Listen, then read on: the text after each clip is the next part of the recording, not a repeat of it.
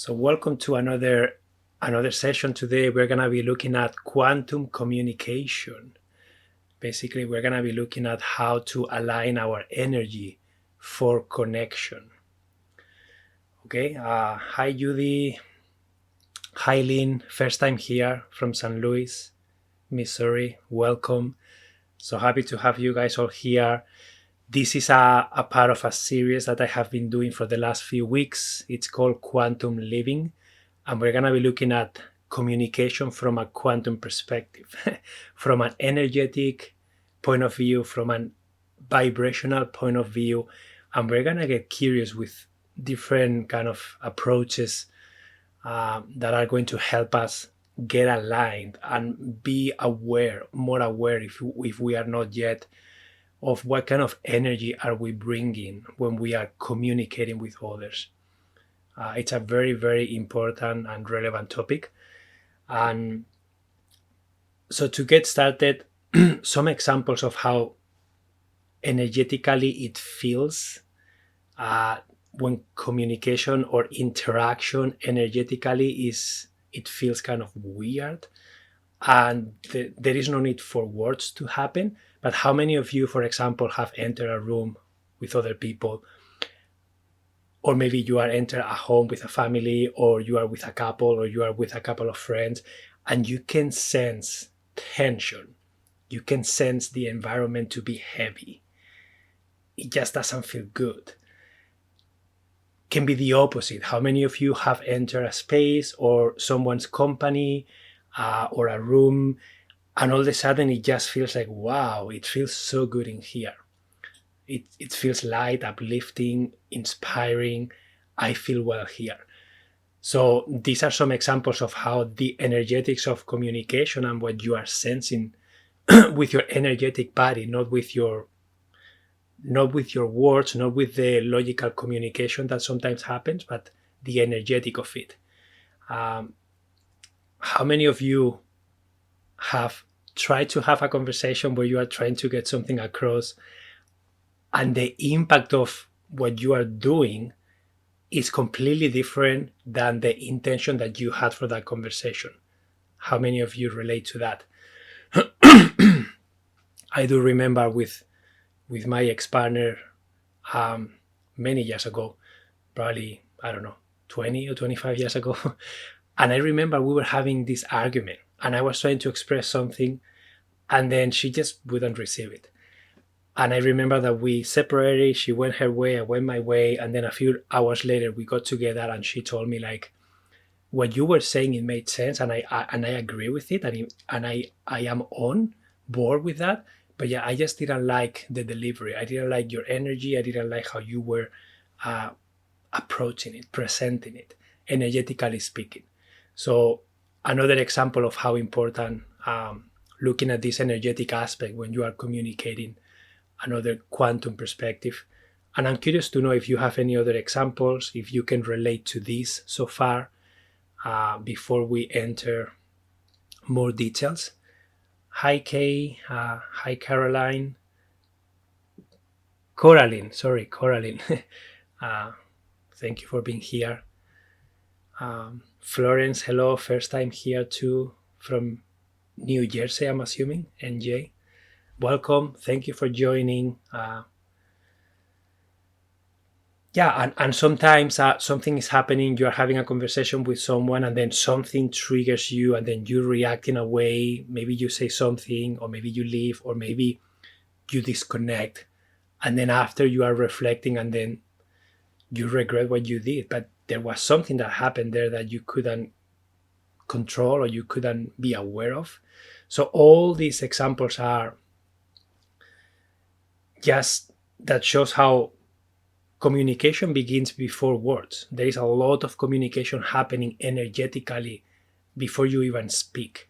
And there are so many ways that you can become aware of your energy and how you interact with other people when you are communicating or trying to communicate. Yeah, so when we are talking about communication as energy in motion, okay, words are carriers, okay, but they are not the source. So you are feeling something, and sometimes the words that you are communicating, they don't represent or reflect the reality of your emotional state in that moment, your energetic state in that moment. And that's why how many times you are having a conversation with someone and they are saying something, and you know and you perceive that they don't mean what they are saying, or that they are not saying what they are feeling, and you just feel a disconnection between those two things. So that's another example of how quantum communication is deeper than just words. Hi, Serena from Bellingham. Amazing. Yeah, so feel free to share any examples that you may have from your real life, if you have any. Catherine says, hi, I have had the experience of someone seemingly being nice, smiling, etc., but feeling in my stomach that they are not trustworthy. Yeah, and sometimes, Catherine, that's a very specific example. And sometimes your intuition and your gut feeling are sensing the truth, and it is true that that person for some reason may not be trustworthy. Sometimes you may be feeling triggered by a memory, you may be feeling something agitated, emotionally speaking, because that person maybe smells a specific way, maybe that person moves in a specific way that reminds you of someone that did something to you in the past. So sometimes there are triggers that happen, and what seems to be your intuition and gut feeling is actually a nervous system reaction to something energetic that you experienced in the past. And that's why curiosity, that's why non-reacting, that's why creating space for whatever is happening is so important, because sometimes I don't know if what I'm sensing is my true intuition or if I am getting triggered by something that happened in the past. And there is a very good way of being able to discern those two. And I would like to ask you guys, how do you think we can discern from a trigger and a true intuition, a true gut feeling that you are sensing the truth of the moment? How would you say that you can differentiate that? And then Lynn says, I have found that it's never about the argument. There is always something deeper. Yeah.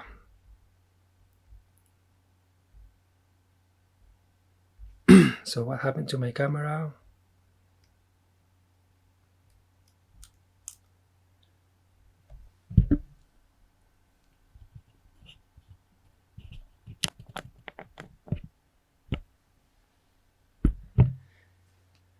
Yeah, so there is a lot in the mix, right? And to go back to the question that I asked before, how can you discern if something is true intuition and if something is something that is triggering you?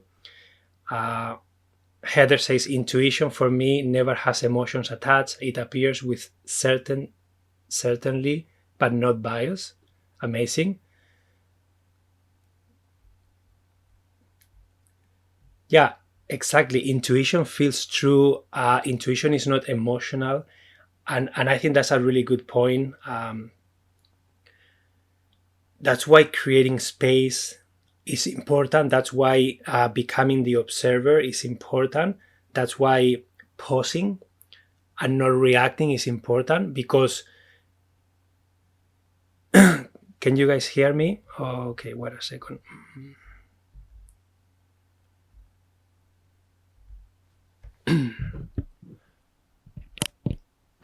Yeah, sorry about that. I was having some trouble with the microphone.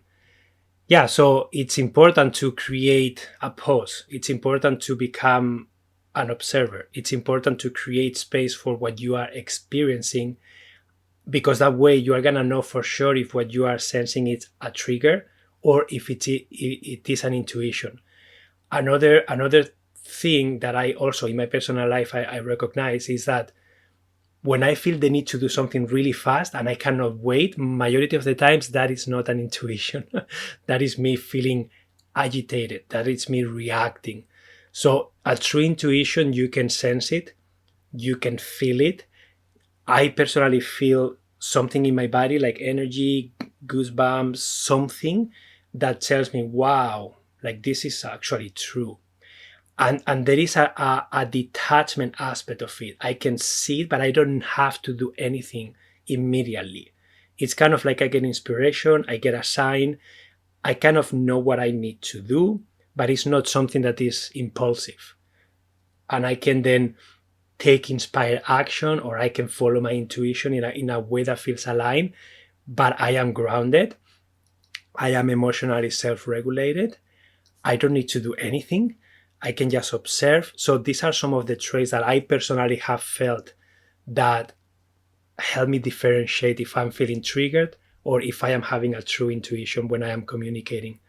Um, so Serena says, I am currently in the midst of a family drama where people are stuck in their story and appear unable to see or hear anyone else and seem to keep wanting to feed their ideas. Yeah.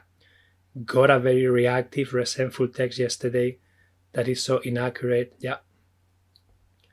Yeah. So this is another experience that, especially during holidays and when we are interacting with family, many times things get triggered. And this is where communication needs to flow on a deeper way. And that's why this quantum communication is so important, and it's also so difficult to do for some. Being honest is difficult.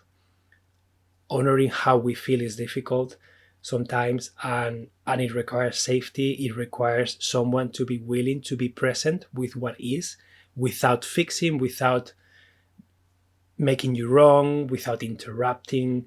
And this is why in this session I also want to talk about Imago Dialogue. That is a form of communication that I use with my partner, and it really helps to get that communication going. It really helps to learn from the triggers, to learn from your own experience and from the other person's experience, uh, in a way that you don't remain stuck in the story or in the pattern or in the dynamic. You become aware of it, you become aware of how you react to it, and then once you become aware of it, you are going to do something different. You are going to move forward differently. You are going to choose different choices. You are going to communicate differently moving forward. And there are a few steps in that Imago Dialogue communication that are so important. And one is validation, the other one is empathy, and the last one is gratitude, ending with gratitude. So these are some examples of how we can bring quantum communication into our lives in a very practical and embodied way. And we can talk more about that in a little bit, okay? Um,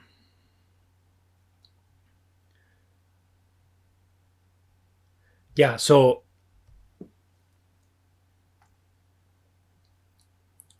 why communication breaks down? Okay, why sometimes we're trying to communicate and then communication just doesn't seem to flow in the way that we need, in the way that we are intending.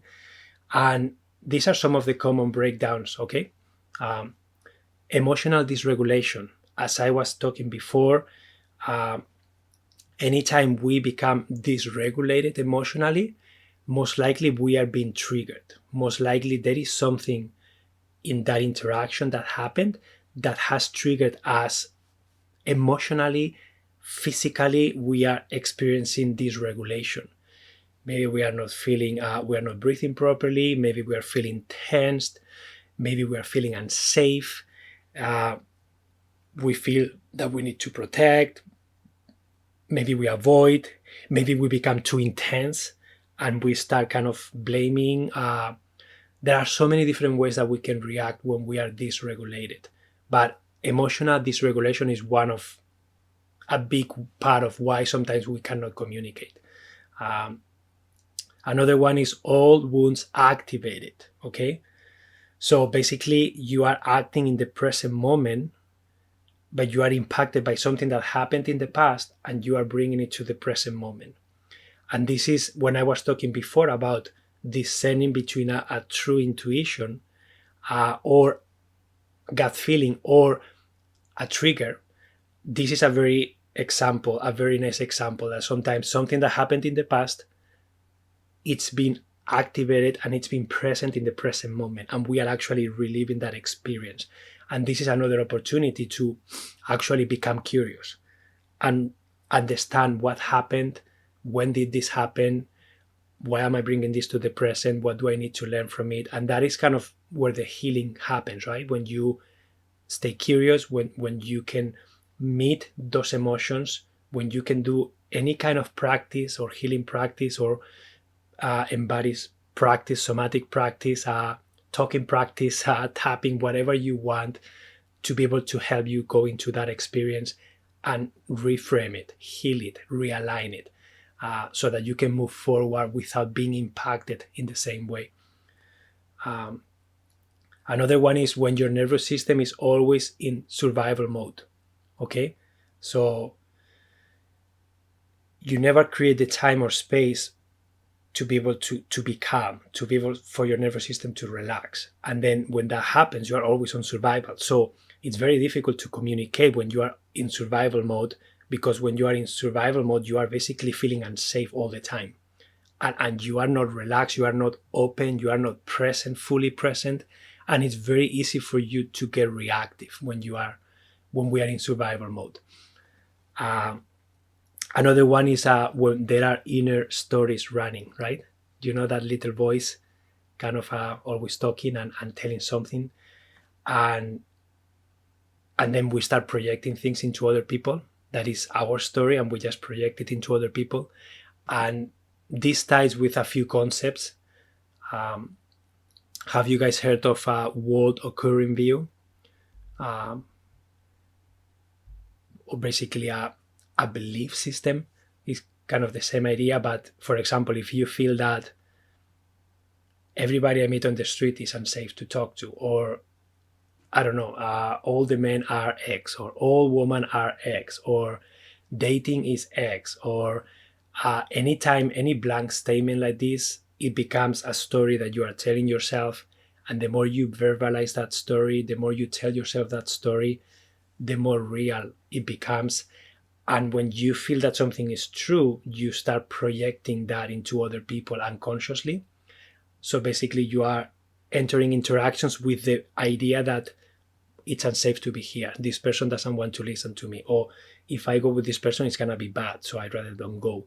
And then you start projecting what you feel or what you believe is true into other people. And basically what's happening, you are conditioning what kind of communication can happen with that person. You are evoking something in that person based on what you are projecting. And this is really important. And we are going to talk about different laws and how they play into this. But from a quantum perspective, there are unlimited amounts of possibilities. There are unlimited versions of yourself. There are unlimited versions of the other people that you are communicating with. From a quantum perspective, everything that we see outside, it is actually a reflection of our inner world. And everyone that we interact, they are mirrors from our own consciousness. So basically, from that perspective, if you are not taking care of your energy and you are showing up into an interaction dysregulated, feeling wounded, choosing to believe a story that may not be true, but you are running that story in your mind. So you are creating personas that are going to match your story. So if you change your energy, you change the people you are actually talking to. So the same person can be a nice person, can be a hypocrite person, can be an unsafe person, can be a safe person. And it is all based on your own energy. So it's kind of fascinating to think about this. And it's difficult to believe sometimes, but it's just an idea. What if that's true? What if the way you show up into interactions actually change the environment around you? And I know what you guys may be thinking. So what happens with all the people that are in our life? And what happens when I change and they don't change? And then I am in these dynamics that I don't like. And so about that, it is true that there is a lot of momentum happening, especially with people that you have history with. the longer you have lived with that person, with that people, with that family, the more enmeshed you are, the more dynamics are happening, the more momentum there is to kind of promote the person that you have always been. So when you decide to change and you become someone else and you start behaving differently and you are energetically differently, that's going to have an impact in everyone around you. And sometimes it's difficult. Sometimes it's difficult to be that person because you are going to trigger people, you are going to make people uncomfortable. People are going to start asking you, who the heck are you? What happened with the person I knew? You are becoming selfish or you are whatever, right? And then sometimes it's difficult to be there, to be the change, right, that you want to be. And sometimes people don't accept that very easily. So this is a part of this healing. And when you change your energy, everything around you is going to change. And if you find yourself still in dynamics that you don't like, there is still a part of you that it's choosing to be there, consciously or unconsciously. You are choosing to participate. You are choosing not to set boundaries. You are choosing to. There is something in there for you to learn about. And being regulated about it, being curious about it, taking full ownership about it, being willing to look at it, those are very important traits to bring into this kind of communication so that you can start changing it. And I know it's not easy to do, especially in the present moment when you are feeling all these things, but this is a work in progress, okay? This kind of quantum communication doesn't switch like that because there is a lot of things that need to change in you. Your nervous system needs to probably keep readjusting every time something is happening. Just be patient. Just keep being your true self as much as you can. Keep seeing the things that are not working and keep showing up and communicating the way that feels the most aligned for you in every moment. And slowly you are going to be able to start switching and changing. So let's look at some of the laws that are at play here, okay? From a quantum perspective, we have the law of vibration, okay? So your inner state sets the tone of the interaction. So depending how you are vibrating, the frequency that you are bringing to the interaction, you are going to attract something similar, okay? So a calm presence invites calm presence. And a reactivity presence invites defensiveness, invites a different kind of energy. And just do the test. Okay, if you notice that there is an interaction that you find yourself in all the time and it becomes toxic and it gets elevated and then it just not doesn't feel good, try to bring calm energy. Try to don't react. Try to accept the other person, what they are doing, and don't choose to participate. Don't choose to engage in something that doesn't feel good. Honor yourself in setting the boundaries that you need with calm voice, and you will learn how to do it. The more you practice, the more you will learn. But when you present yourself in a calm manner, no one is going to react to that. Very difficult. It requires two people to dance, right? So if one person doesn't want to dance, the other one, the dance won't happen. So this is what happens with dynamics.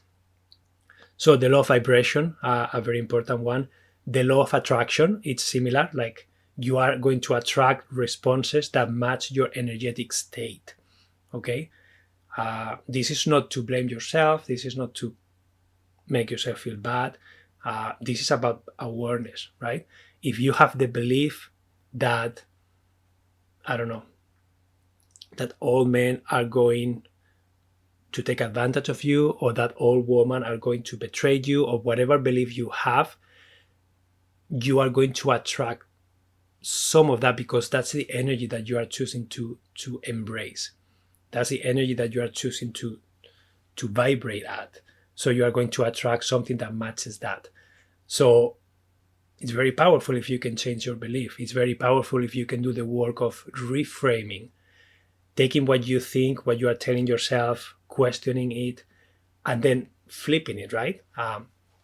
what do I want instead, and focusing all your energy into what you want, not into what you want to avoid.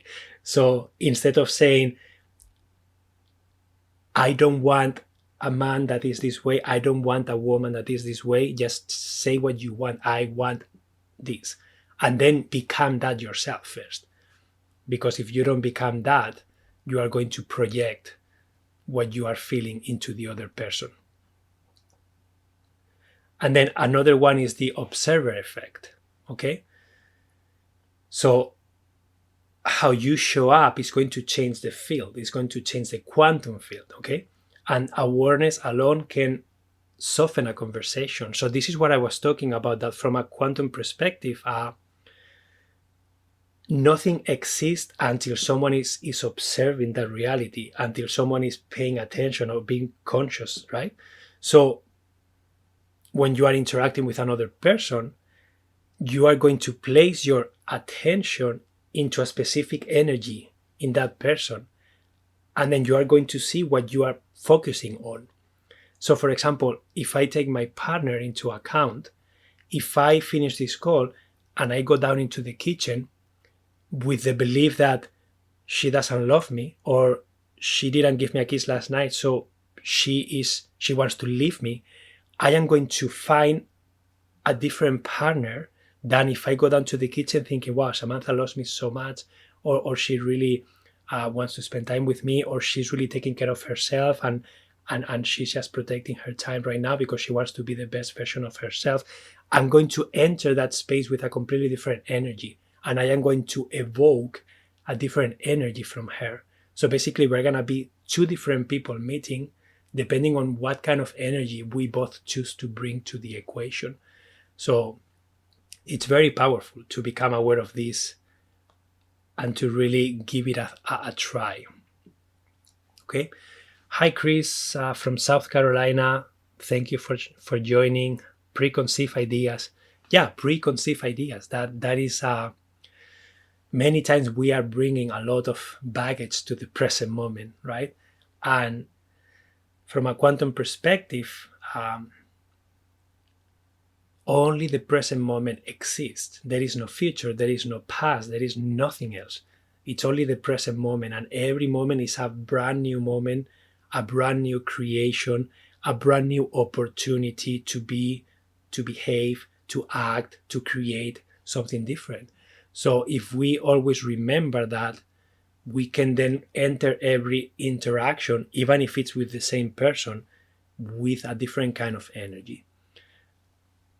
So far, is this making sense? What do you think? May says, yeah, I have experienced that. People not happy with the change.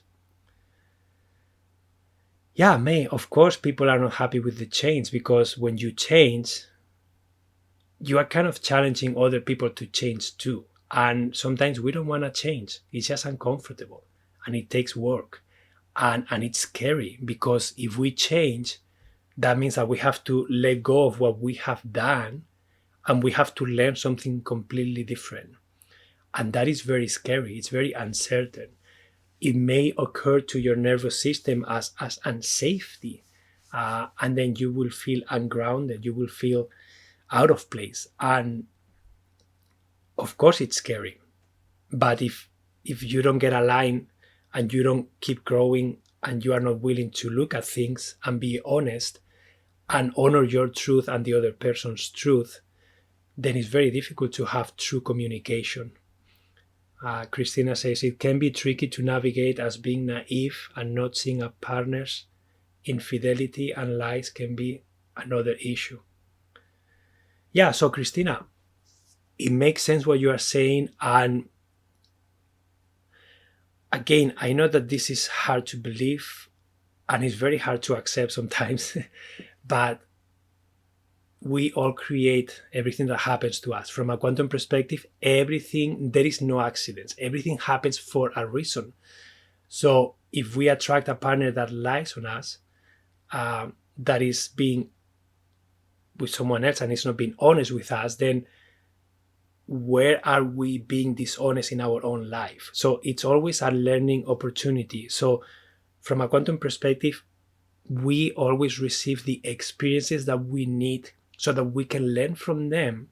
And then we can, by contrast, we can flip what happened into what we really want.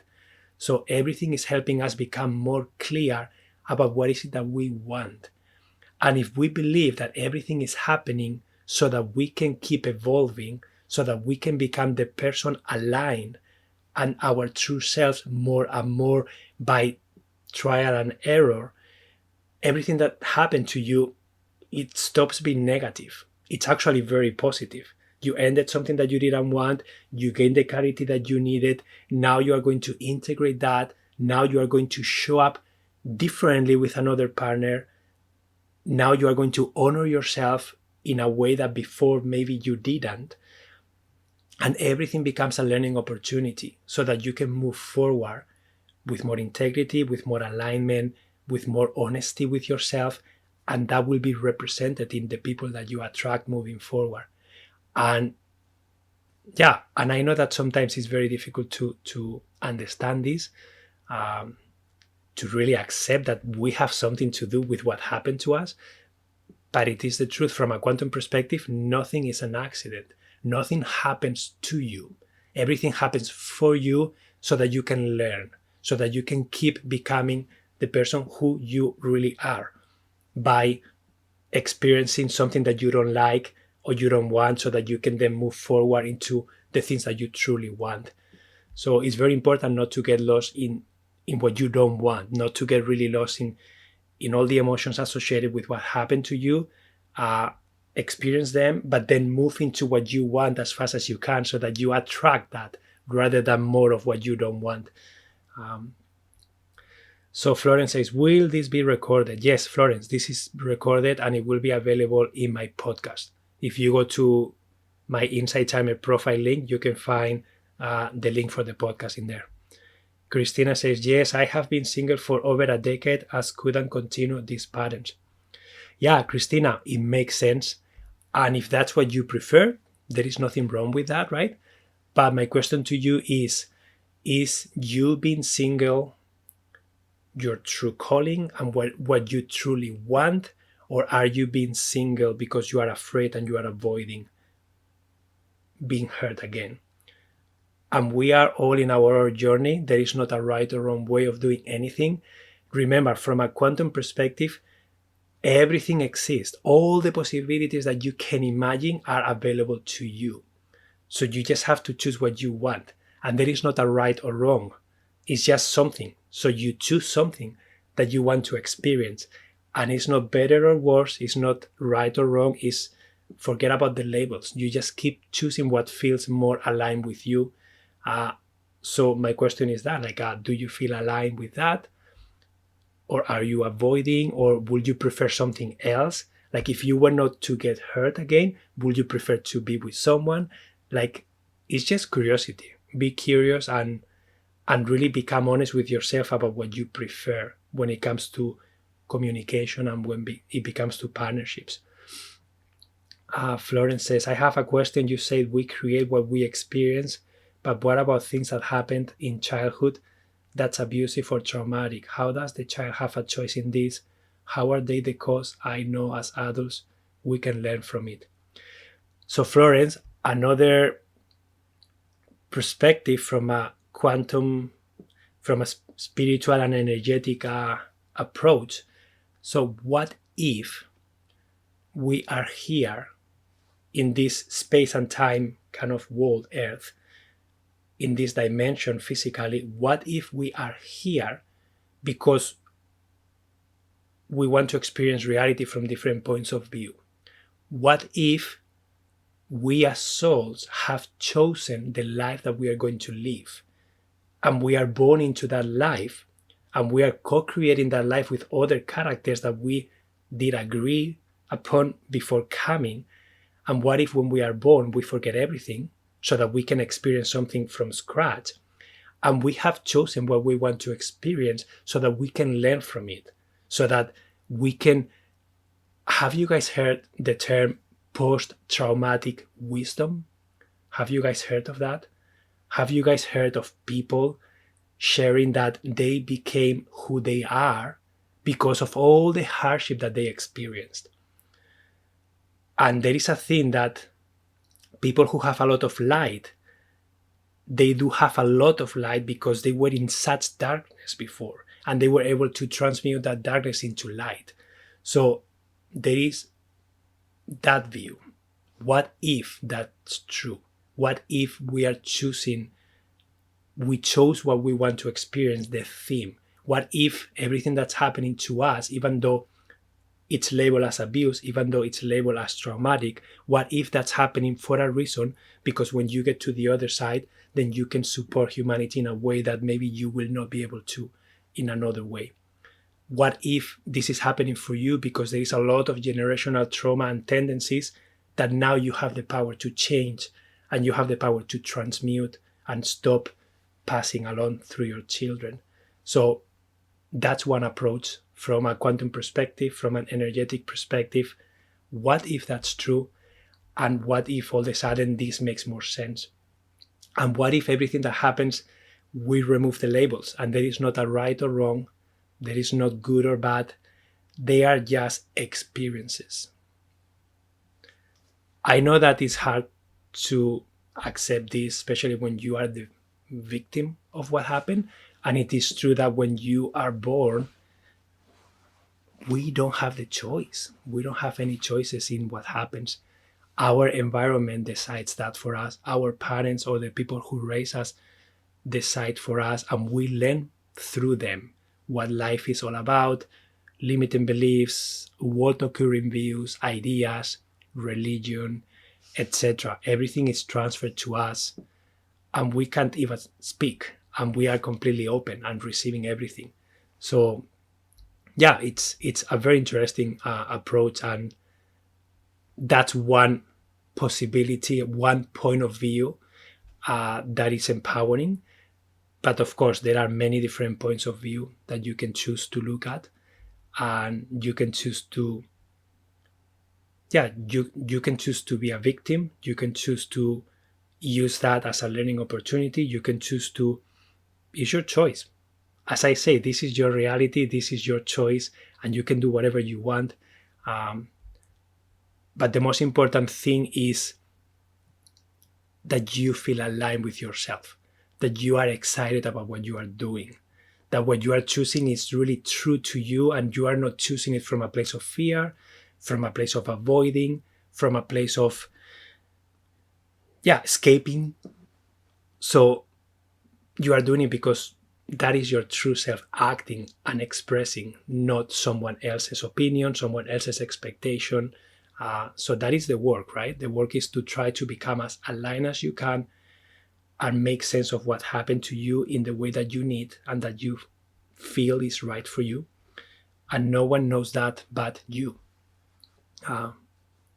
What about if God is evolving and waking up?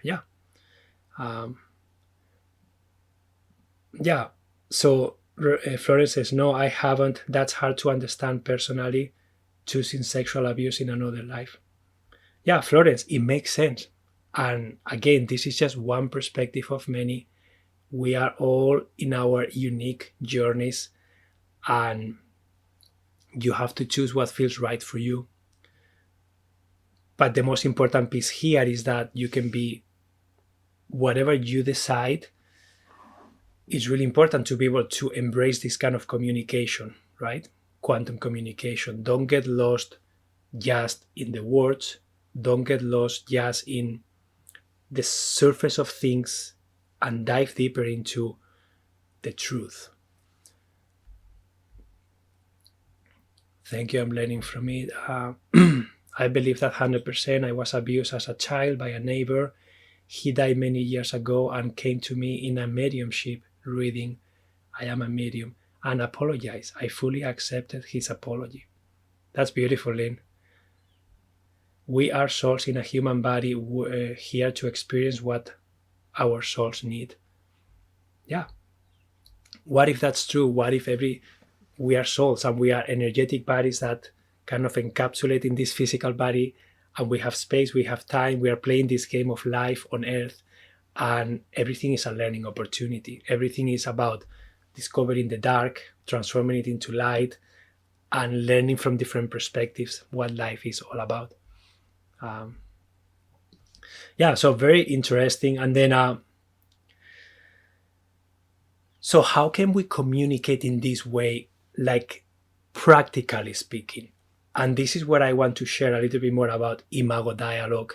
And Imago Dialogue is just one way of doing this. There are different ways. Imago Dialogue is the one that I have been using with my partner for the last few years.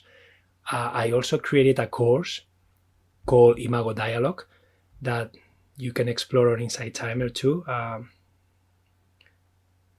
look, Healing Through Connection. It's called Healing Through Connection, Mastering the Art of Imago Dialogue. So why do I promote Imago Dialogue and how this is related to the topic of today? So when we are trying to communicate from a quantum perspective, from an energetic perspective, and we are aware that there are many triggers, we are aware that there are many stories, there is trauma, there are a lot of unconscious stuff that may have happened to us that we bring to the present moment. And it shows up as physical reactions, right? Sometimes we can't speak. Sometimes it becomes too intense that we can't even be present. Sometimes it feels very unsafe to open up even with a person that you fully trust. But in that moment, you are experiencing something that is very uncomfortable. Sometimes there are emotions that are moving through you and you need to cry, you need to scream, you are sweating, you need to do something that is not appropriate according to whoever raised you. So there are so many experiences that may have happened to you. And then when you are trying to communicate from this quantum perspective, I think Imago Dialogue has a very specific step-by-step that you can follow that really creates safety and that really helps embody this kind of communication. And it really helps you identify what's happening and slowly bring all the unconscious stuff that you may be experiencing into conscious awareness. And when it becomes conscious, all of a sudden you will start healing, realigning, choosing something different. And I am curious to know if any of you is familiar with this kind of communication. Have you guys heard of Imago Dialogue? Have you guys heard of the idea of validation, empathy, what that means, how that's done physically in real life? Have you guys, any of you have heard of this? I'm just curious to know before I share, to know where you guys are at. I had not heard of it until now. Okay. Yes, through non-violent communication. I have not. Okay. So the idea here is that we are all entitled to have our own experience. Okay. The idea is that your job is not to make someone else's choices, someone else's reality wrong. Your job is not to label it in any way. Okay, from a quantum communication perspective, your job is to be curious. Your job is to be detached from expectations. Your job is to take care of yourself and take care of what you want and take care of your own energy so that is clean, that is aligned, that you are bringing to the conversation what you want and you are not bringing distortion, ideas, judgments, projections, and all these things, right? So from this point of view, like if you don't want to fix, don't interrupt, you don't want to make someone else's experience wrong because it's happening for them and they need to go through that experience, even if it feels weird to us, even if we don't agree with it, it is their experience. Okay, so my partner and I, when we do a dialogue, one of us will start and we sit in front of each other. Okay, it's very important that we are both self-regulated. Okay, so we sit in front of each other, we look into our eyes, normally to the left eye, okay, because they say that that's the access to your heart, to your soul. So we look at our left eye and we maintain eye contact the whole time. And if I start, I can share whatever I want. It's my experience.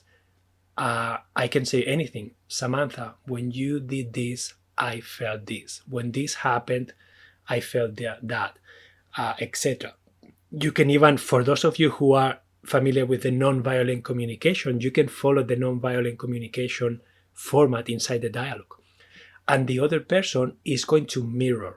Basically, if I say, when you said that, I felt this way, she will say, when I say that, you felt that way. That's it. She's going to use my own words. She's not going to add anything. And this is all about me and my experience. Okay. When I have said everything that I want and I feel complete, she's going to validate me. Validation starts with, it makes sense that. So she will say, it makes sense that you, when I said that, it makes sense that you felt that way. It makes sense that that happened. It makes sense that when that happened, you felt that way. And then she will ask, did I get it? And I will say yes, or I will say no. And if I say no, I can invite her to say what I need her to say. And then she will validate that, and then it will be over. And then she will emphasize with me. Empathy, very important. So I can imagine this is where she's going to try and use her own words to put herself in my experience and then to describe what I feel. So I can imagine that when I said that, I can imagine that you felt this way. I can imagine that that felt unsafe for you. I can imagine that you needed me to be softer. I can imagine that blah, blah, blah. And then she will ask me, did I get it? Is there anything else you need me to empathize with? And then when I feel complete, then she has a turn. And then she will do the same thing, and I will mirror her back, and I will validate, I will empathize. And when we are finished, we will end with gratitude. Very important. We will end at least 90 seconds each, so 1.5 minutes, of things I am grateful for. About her, about my partner, not in life. So I am grateful that you made me a delicious lunch yesterday. I am grateful that you are dressing really nicely. I am grateful that you gave me a hug last night. I am grateful that you are willing to sit with me and do this dialogue. I am grateful that you did not interrupt me. I am grateful that you don't need to fix my stuff and you allow me space and time to do it at my own pace. Just the truth of the moment. And then she will do that with me, and then we will complete the dialogue. So the truth is that doing this is very difficult. When we started doing this, we were doing a workshop, a couples workshop, and we couldn't do it. I couldn't do it. She couldn't do it. We couldn't sit in front of each other and share the truth of our hearts. And it took a few tries, and it took one time to be mediated. So we were invited, and then we had someone leading us into the process. And that was the first time that we were able to do it. And then from there, we have been mastering this, sometimes daily, sometimes weekly. But it's been our main source of communication. So I'm curious to know, where are you guys at? I have heard of these things, of course, but not with the overall name of Imago. Yeah, so Debbie, Imago Dialogue comes from Imago Therapy, and Imago Therapy was created by Harville Hendrix and his wife way back 30 or 40 years ago. They created this, and they have a book, and this is a very specific way of communicating. And what I shared is kind of that model with the gratitude, with the embodiment and self-regulation aspect that I did learn from John Weiland. But there are many different ways of doing this. But the most important piece is that there is validation, that there is empathy, that there is gratitude, that there is emotional self-regulation, that we are always responsible for how we feel and what we need. And the rules are that there is no interrupting, there is no criticizing, there is no making the other person's experience wrong, and there has to be willingness to listen actively. So this really, really helps to bring this quantum communication into a reality, into real life situations. And of course, once you can do this with your partner, if you have a partner, you can use similar concepts for pretty much every kind of communication that you do. It doesn't have to be so in depth, it doesn't have to be so described, but there is nothing stopping you from using this with anyone that you talk to, and you don't even have to tell them what you are doing. Just you active listening, just you saying, wow, I hear that you felt this way. Oh, I hear that when that happened to you, it's like, whoa, I can imagine how I will feel the same, or I can imagine how distressing that must be for you.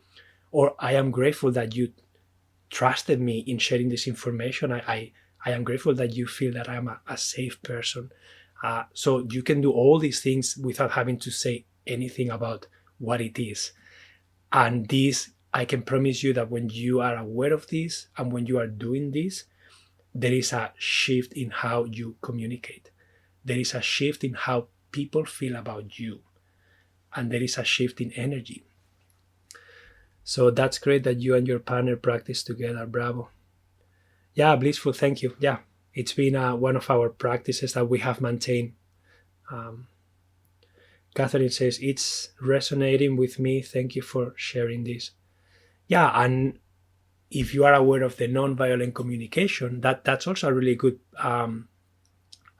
way, right? Because it really states, so when you did that or when you said that, I felt this way, and what I need from you moving forward is, so basically you say what happened, how that made you feel, and then you make a request. There is nothing wrong with including that in an Imago dialogue, but I will add the embodying of that, right? What kind of energy are you bringing? Are you breathing? Are you maintaining eye contact? Is your body open or are you closed? There are so many components to the communication, right? Are you entering the communication wanting something? Are you wanting to control? Do you have a specific outcome in mind? Or can you be fully open to just be present with what comes without needing to do anything with it? So all these things are really, really important, so that we can step into quantum communication more often. Can you put the name of the blog you learned this activity from? The book. So the book was called Getting the Love That You Want from Harville Hendricks. And they created Imago therapy. And Imago means image. And basically they talk about how when we are choosing our partners, we are choosing an image of an energetic blueprint similar to either our father or our mother, because those are the dynamics that we learn. That's how we know how to express love. That's what we understand. So basically we are choosing our partners, romantic partners, from that blueprint point of view. And basically our partners, many times, they are an image of the energetics and dynamics that we had with our parents. And that's why it's called Imago Dialogue, image, because they say that we unconsciously choose our partners that are related to the dynamics that we understand from childhood. And then the healing process happens when we become aware of them, when we can break those dynamics, when we can learn a different way of loving and receiving love. And then this really goes well with attachment theory, understanding what kind of attachment do you have, because attachment also is developed in our infancy. And attachment is the way we learn how to perceive, how to give love, how to receive love. That's what we learn, if what's safe, what's unsafe, what's allowed, what's not allowed. And then we recognize if we are a secure attachment style, if we have an anxious attachment style, if we have an avoidant attachment style, if we have a disorganized attachment style. I did a live session on this, and there is a recording. I also did an Imago dialogue with my partner live that you can listen to on top of the course. And also this also relates really well with inner child work, because it's so connected too, right? And also relates really well with internal family systems, and how to use that modality to bring parts of you that have been wounded, and then create space for those parts of you to communicate, to express, and then integrate that into your life. That's another beautiful way of nurturing your quantum communication, by energetically bringing those parts of you that are repressed, that are in exile, basically, and then you bring them back, and then you listen to them, and then you can visualize your inner child. You are holding yourself when you are little, and you are asking, what do you need? What happened to you? What do you want me to know? Why are you so scared? Like, there are so many different ways of doing this that are beautiful and so healing. So yeah, blissful light, the NVC, the nonviolent communication questions, you can find them very easily on if you do a quick search, either Imago Dialogue or nonviolent communication. But basically, it's basically you become aware of the trigger. So when you did this, when you said that, when this happened, I felt X, Y, and Z. And what I need moving forward from you is X, Y, and Z. And that's kind of the format, if I'm remembering correctly. But once you understand these different kinds of communication, you can always make your own mix and find what works for you.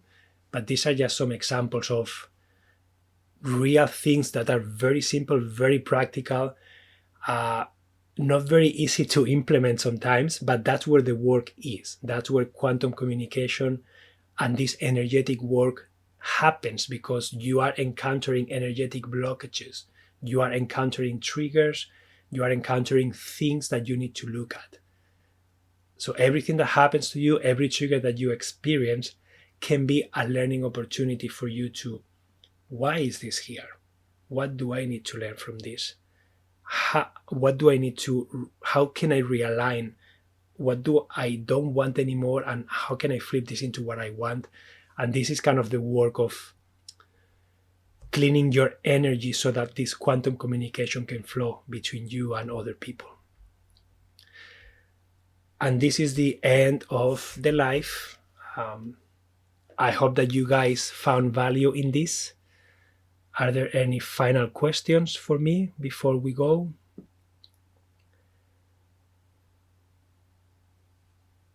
Any main takeaways that you are taking from this talk that you are inspired to take action on? Thank you so much, Lynn, for being here. I'm grateful that you guys were interested in this topic.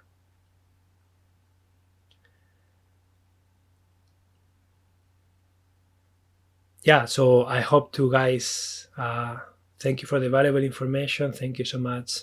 Yeah, you guys are welcome. I hope that I will see you guys next week, if you can make it on Friday. I hope that you can put some of these things into practice. If you want to learn more about Imago Dialogue, remember I do have a course, and I do have a beautiful PDF that if you reach out, I'm happy to send you with the structure and how to set the space, and there are beautiful instructions on how you can do this with your partner. I have also guided couples in doing this through a video call and also live. So if that's something that you are interested in exploring, reach out, because we can make it happen. I am super happy to be there for the first time, the same way that someone was there with me when I did it. Otherwise, I will not have done it. It just was too intense for me, too unsafe. So yeah, just take this inspiration, intuition into the next level in whatever way feels good and exciting for you. Okay? I really enjoyed this session. Thank you. It's very interesting, and your energy is great. Thank you, Catherine. I appreciate your modeling the dialogue. Very helpful and informative. Thank you, Violet. Amazing, guys. Have an amazing weekend, and I hope to see you guys next week if you can make it. Okay? Adios.